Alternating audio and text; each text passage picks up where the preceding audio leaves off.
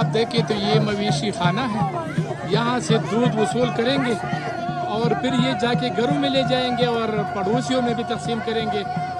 यानी ये जानवरों के तहफ़्फ़ुज़ के लिए दुआ और इसके साथ साथ भाईचारे का पैगाम भी देते हैं कि वो जो है ना पूरा इनका ये रस्मात है इनके। यानी चिलमजोशी फेस्टिवल में ये सिर्फ वो डांस नहीं है, इसके अलावा भी बहुत कुछ है।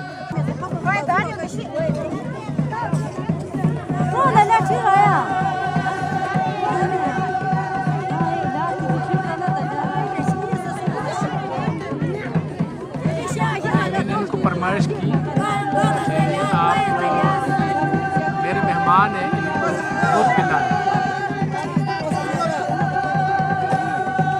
करते जाए। ये आप देख सकते हैं दूध तकसीम करने का जो सिलसिला है ये मतलब जारी है।